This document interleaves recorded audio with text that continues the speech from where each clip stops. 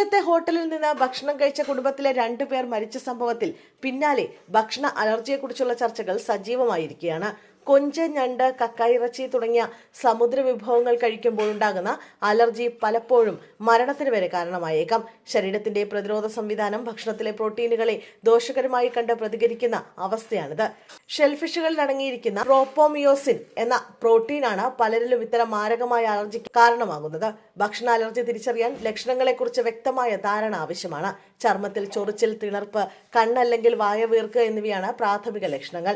എന്നാൽ അലർജി ഗുരുതരമാകുമ്പോൾ ശ്വാസമുട്ടൽ, നെഞ്ചുവേദന, വിട്ടുമാറാത്ത ചുമ എന്നിവ അനുഭവപ്പെടാം. ഇതിനു പുറമെ തലകറക്കം, ബോധക്ഷയം, പൾസ് നിരക്ക് കുറയുക തുടങ്ങിയവയും പ്രകടമാകും. ഇത്തരം സാഹചര്യങ്ങളിൽ അനാഫൈലാക്സിസ് എന്ന അവസ്ഥയിലേക്ക് രോഗി നീങ്ങുന്നത് ജീവന് വലിയ ഭീഷണിയാണ്. അലർജി ലക്ഷണങ്ങൾ കണ്ടാലുടൻ കൃത്യമായ രോഗനിർണയം നടത്തേണ്ടത് അനിവാര്യമാണ്. മെഡിക്കൽ ഹിസ്റ്ററി പരിശോധിക്കുന്നതിനൊപ്പം ചർമ്മത്തിൽ ചെറിയ അളവിൽ പ്രോട്ടീൻ കുത്തിവെച്ച് നടത്തുന്ന സ്കിൻ പ്രിക് ടെസ്റ്റ്, രക്തത്തിലെ പ്രത്യേക ആന്റിബോഡികളുടെ അളവ് പരിശോധിക്കുന്ന ബ്ലഡ് ടെസ്റ്റ് എന്നിവയിലൂടെ അലർജി സ്ഥിരീകരിക്കാം. ഇത്തരം പരിശോധനകൾ ഭാവിയിലെ അപകടങ്ങൾ ഒഴിവാക്കാൻ സഹായിക്കും. ഗുരുതരമായ അലർജി സാഹചര്യങ്ങളിൽ എപ്പിനെഫ്രിൻ ഇഞ്ചക്ഷൻ അടിയന്തരമായി നൽകുന്നത് ജീവൻ രക്ഷിക്കാൻ സഹായിക്കും. ഭക്ഷണത്തോടുള്ള അമിത പ്രതികരണം കുറയ്ക്കുന്നതിനായി ഇമ്മ്യൂണോതെറാപ്പി നിലവിലുണ്ടെങ്കിലും ഷെൽഫിഷ് അലർജിയുടെ കാര്യത്തിൽ കൂടുതൽ ശാസ്ത്രീയ പഠനങ്ങൾ ആവശ്യമാണെന്ന് വിദഗ്ധർ ചൂണ്ടിക്കാട്ടുന്നു.